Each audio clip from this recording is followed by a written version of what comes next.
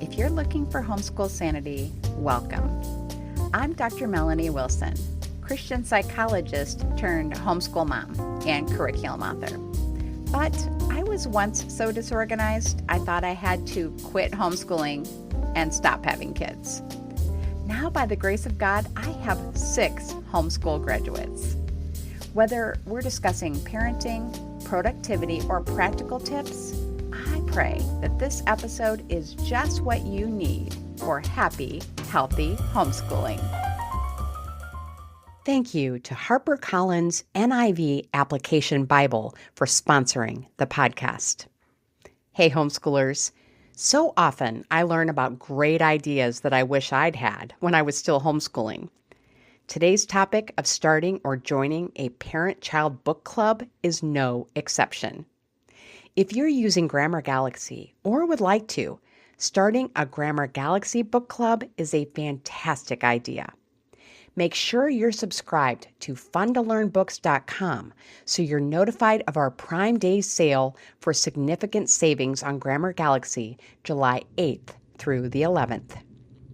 Today, my guests will tell us the many benefits of parent-child book clubs and how to make them work with creative ideas for multiple ages. Stephanie Hole has been a guest on this podcast before. I'll put the link to that episode in the show notes. Along with her sister, Megan Voss, she is the author of Mother-Daughter Book Club Guide. They both join me for this inspiring and practical conversation. I am so excited, Megan and Stephanie, to discuss our topic for today. But before we dive into that, I would love to have both of you tell us more about yourselves and your family. Stephanie, in your case, what you have been up to since we spoke last. Yeah, so since we spoke last, the biggest thing I did was I went to Oxford, England to speak at the World Literacy Summit. Oh, So jealous. that was a really cool experience. I met a lot of great people in the literacy world, so that was fabulous. Wow, I'm impressed. She sent lots of photos, and I was there with her in my mind. Yes. Wishing I was there in person. And Megan, what about you? Would you introduce yourself and your family to us? Yeah, I'd love to. So my name is Megan Voss. I'm an educator, and I work in lots of different. I'm a former teacher, former public educator. I also have a little bit of homeschool experience, although I feel like I'm always learning from homeschoolers more than I have experience in knowing about it. But a lot of respect for the homeschooling community. I currently work with a local nonprofit as an education manager. And I loved partnering with Steph on this project. She's my sister, and so that was a really fun thing to do together with her. Just me personally, I'm a mom of 3, and I live in Northwest Montana. So I have no pets. Like Steph always talks about her pets. I have no pets, but we do have occasional bears and, those kinds of animals in our backyard. So I feel like that counts. I think so. That's wonderful. So nice to meet you, Megan.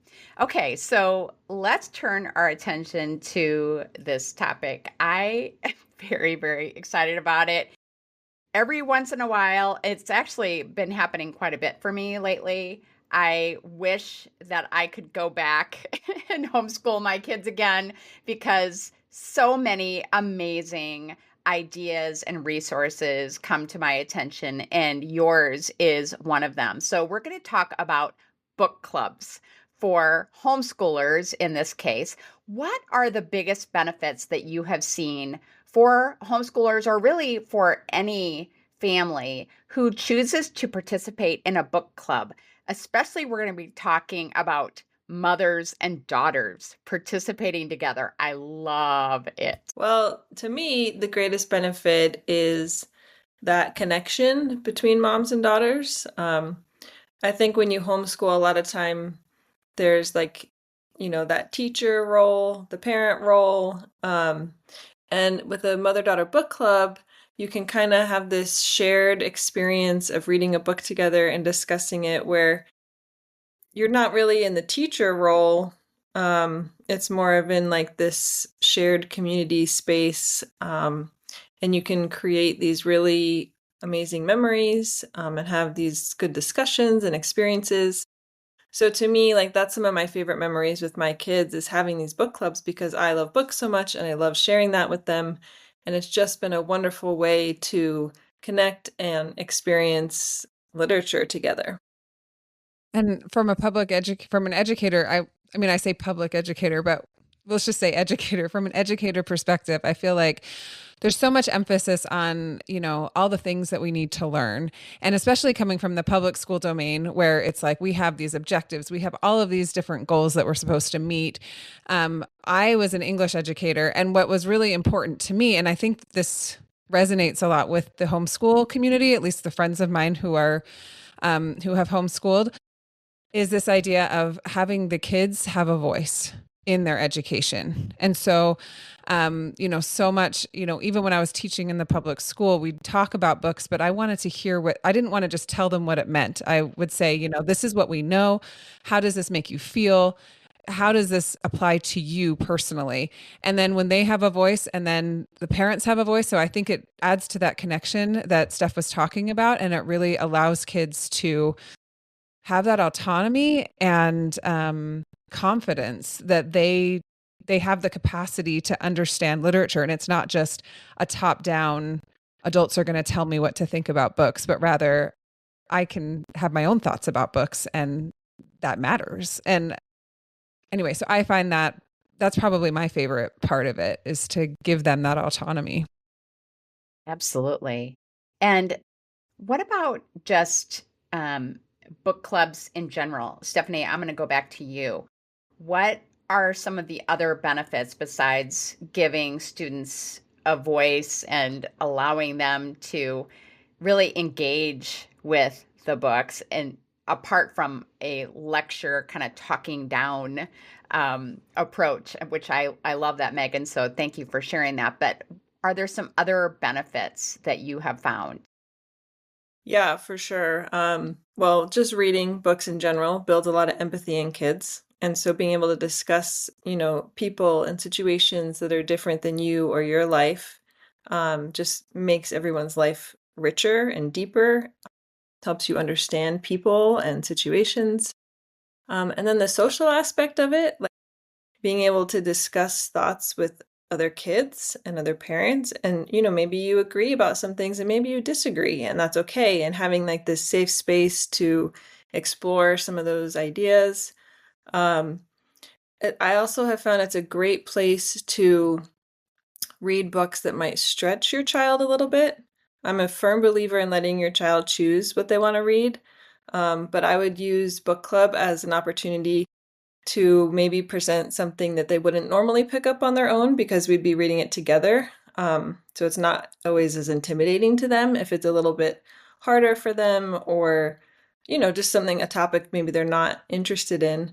So I think it allows a much wider variety of books to be read.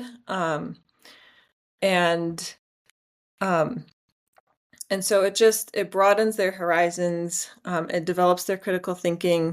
It builds these relationships with other people in the community. And I'm So just yeah. going to jump in here and just say, and it makes it fun Hmm. too. Yeah, I I think got that. there's also the element of, of struggling readers, where, we did a book club and with some local friends, and, one of the friends that came, she doesn't read well. And she doesn't really, enjoy reading per se.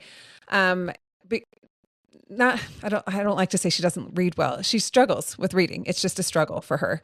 And I remember her mom coming up to me afterwards, and we had this fun, and she didn't worry about having her daughter read the book or anything, but we had such a fun time at the book club, book party, the book club event, that her mom said, "Oh my goodness, like we can listen to these books together." And then her daughter can still have this positive experience with literature, so that it doesn't become this thing like, that's not what I do, but rather I still love literature, even if I struggle with it. And I think that kind of builds that resilience in kids to be able to realize that you know, hard things can still be fun and vice versa.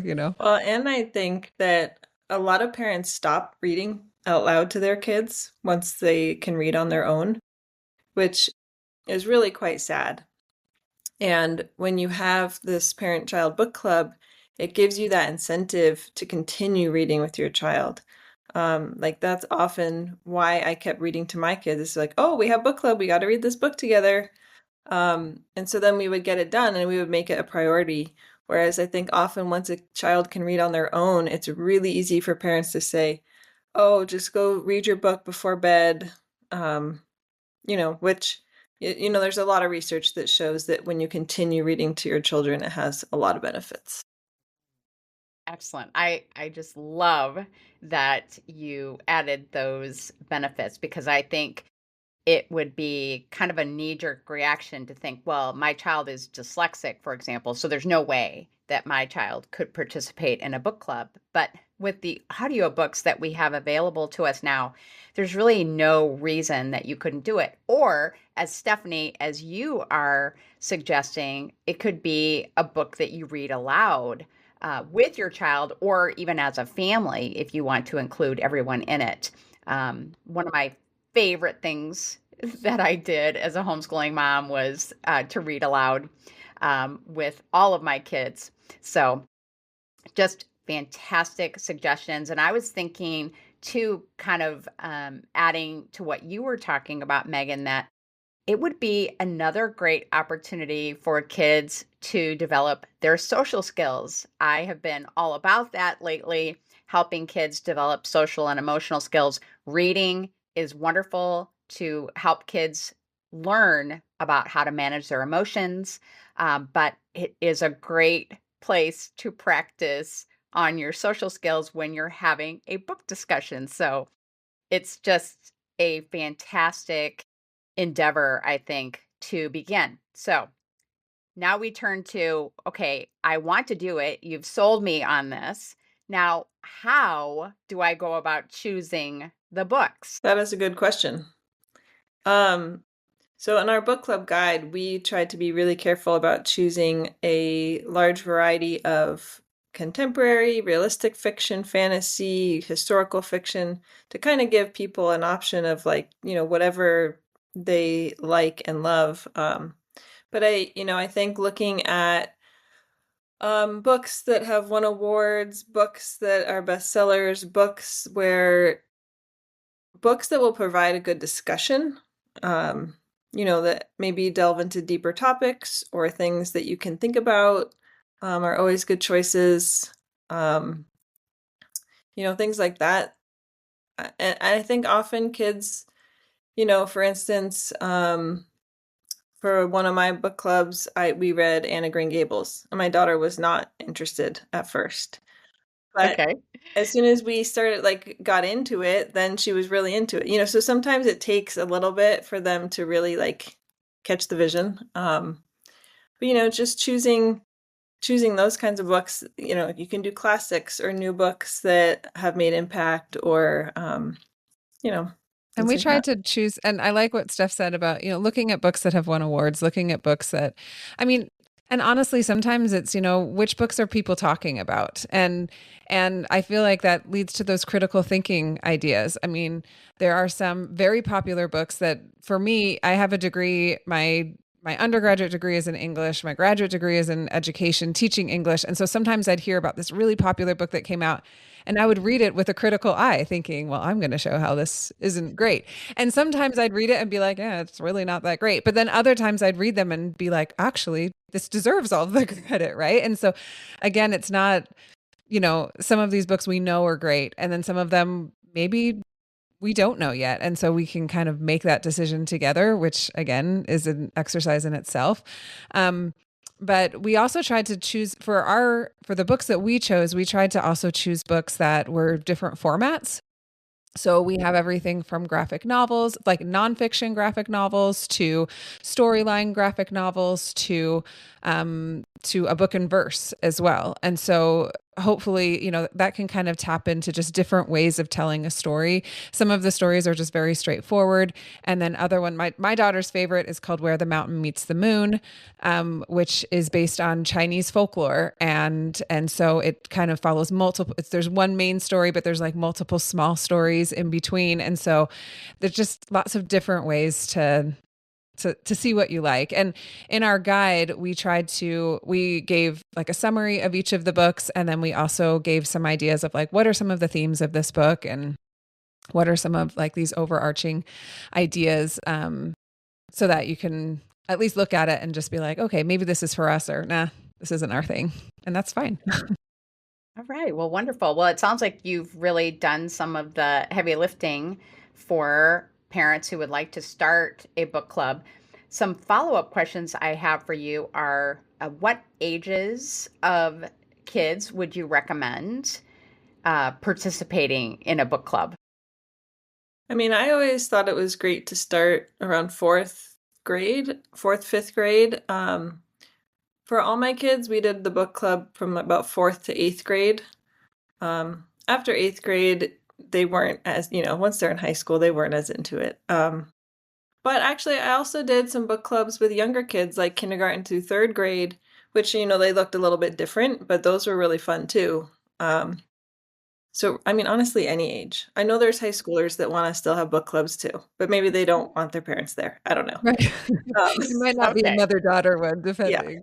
But we also tried to keep it, I mean, obviously you can do these with a group if you have a co-op group or other families, but you can also do them one-on-one. If you just within your own family, if you just said, you know what, we want to read this book together and do some activities as a family. So it doesn't have to be a large group gathering. We really wanted to make it with the guide for, you can do this any way you want, but especially within our guide, even we tried to make it so that it was very usable, user-friendly for whatever works for you. All right. So here's another follow-up question.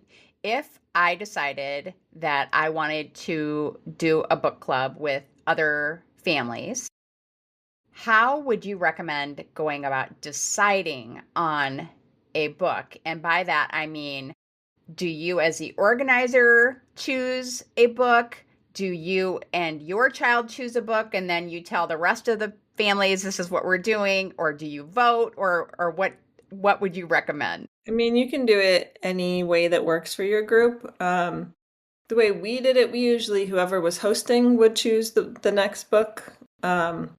But like my current book club I'm in for adults, we vote at the beginning of the year and choose all our books, which works great too. Like I have had some friends that feel kind of overwhelmed by picking a book. So then I usually will send them 3 options and I'm like, these are all great, take a look, and they pick one of those. So like if you have someone that's maybe more comfortable or more familiar with children's literature, maybe they could make suggestions and then someone could choose from that list. So, it's really just whatever works for your group and what they're interested in doing. Like I would suggest asking, like if you get 5 moms and daughters that are interested, I would say, do you guys want to each take turns picking books, or do we want to vote on them and see what they want to do? Excellent. Excellent advice. Okay, so now let's turn to you have a book club, whether that's, as you said, mother-daughter, one-on-one, or you have multiple participants. How can a parent keep their kids engaged in the book discussions? And I feel like this is maybe another question, so if you want to answer this separately, that's totally fine. But how do we help our kids think critically about what they're reading? You want to take this one first, Meg? Yes. So yeah, because I love critical thinking. I think part of it is really, as simple as asking as much as we can open-ended questions, right? And so within the book, within our guide, when we came up with questions and stuff, we tried to include some that were book-based and some that were just life-based, that were based on themes of the book. But I think that in general, yeah, if you're asking those critical questions, a lot of times it's asking why at the end of it. So, did you agree with Anne's decision to dye her hair green, or, with Anne of Green Gables or something. Is that something that you would have done? And then if a kid answers with, yes, I would have done that, or no, I wouldn't have. It's just that simple follow-up, why or why not? And then, I think that just gets kids thinking a little bit. Anytime I think you can create that connection, it also helps. There's actually, it's funny because this wasn't even in our guide, but it's a question we came up with just within our group when we were doing Where the Mountain Meets the Moon. And the main character has a name that is meaningful. And so we just went around and we had the moms all tell, like, where did you come up with your child's name? What was that story? And then, or we'd ask the kids, like, do you know where your name came from? And some of them knew and some of them didn't. And it was really this beautiful moment between them where the kids were really engaged because, I mean, this is about me. And the moms were engaged too. And so there was that connective element. But yeah, I mean, it's such a simple thing, but just a follow-up question, especially if it's a yes or no answer, almost always will engage that critical thinking, because a lot of times kids aren't used to the follow-up. They you ask the question and they give the answer and you're like, good job. But being able to say, why do you feel that way? Or, what made you think that? It just sometimes catches them by surprise and they're like, oh, I don't know. And then if they're struggling with it, be like, well, let's talk about it. Was it maybe this or, Anyway, but that's probably my best advice with regards to that. Steph, do you have anything to add to that? Well, I will speak to how to keep them engaged in the critical discussion. With girls, it wasn't that hard. I felt like they were usually into it. The boys were a little trickier. And I usually found what worked best would be to have the discussion while eating the snacks.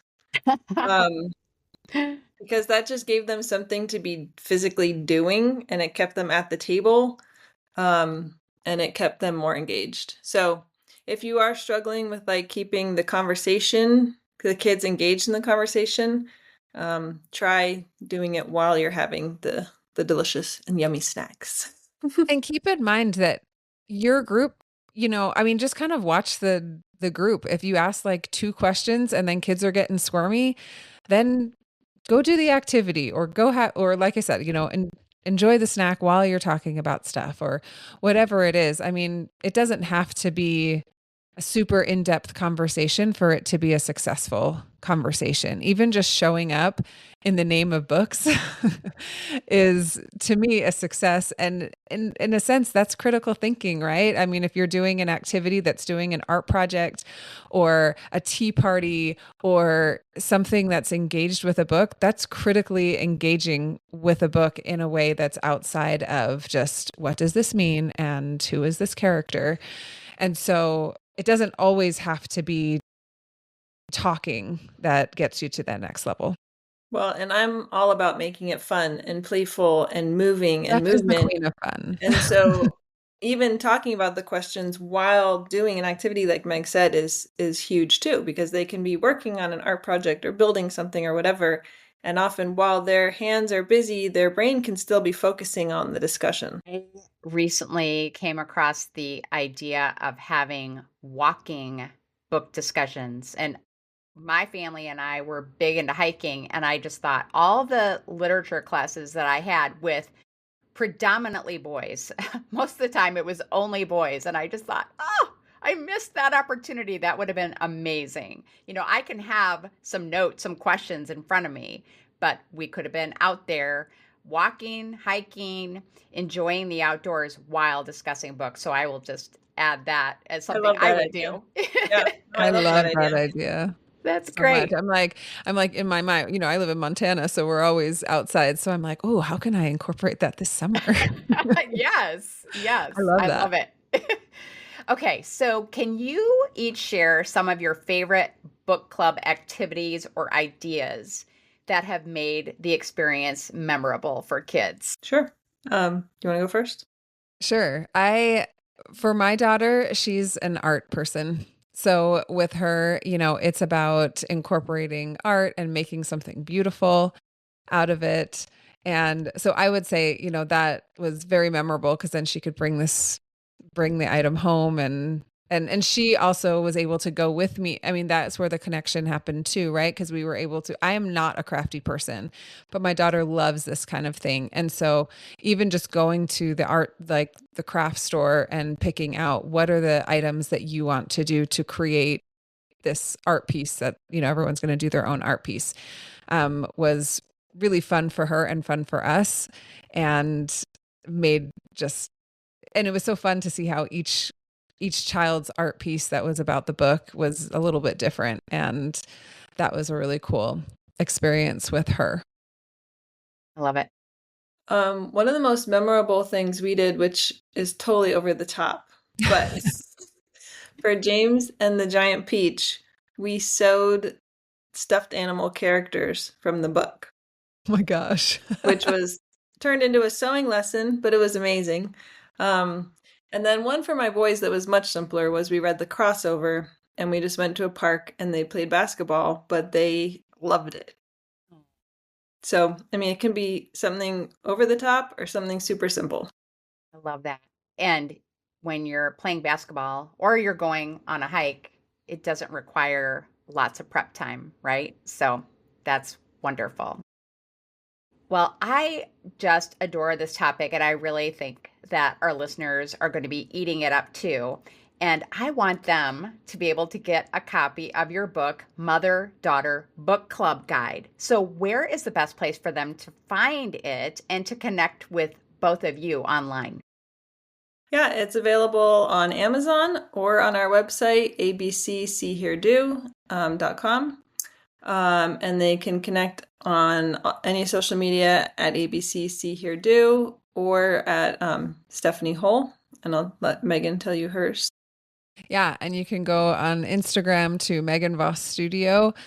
Steph's is the business side. Steph's is more of like the business marketing side. Mine is mostly pictures of Montana with a splash of business inside there. So, but you're more than happy to, I would love to have you connect with me in there as well. Wonderful. And Stephanie, I know we did this last time you joined me, but can you spell out, make it really clear what the website is, the ABC See Hear Do? Yes. Okay. So ABC, the letters ABC, and then the word SEE, and then HEARDO, because we're all about seeing, hearing, and doing. Wonderful. That is just perfect. Well, this was a joy to talk with the two of you. I felt a little bit like I was on NPR, like The Delicious Dish or something, because I've got you two. and you're just very, I don't know, you just kind of have that vibe for me. Take it. Okay. Great. Wonderful. But it was very much fun. So thank you so much for joining me. Thank you Thanks for having so much us. for having us. To find the links to our sponsor, HarperCollins NIV Application Bible, Grammar Galaxy, the Mother-Daughter Book Club Guide, and places to connect with Stephanie and Megan, visit the show notes at homeschoolsanity.com/book club. Have a happy homeschool week. Thanks so much for listening to the podcast. I hope something you heard was encouraging. If you have a personal question to follow up, don't hesitate to message me. I'm at Homeschool Sanity on social media. Be sure to check my free resource page at homeschoolsanity.com/resource and find Sanity Saving Curriculum at funtolearnbooks.com. This has been a production of the Ultimate Homeschool Radio Network.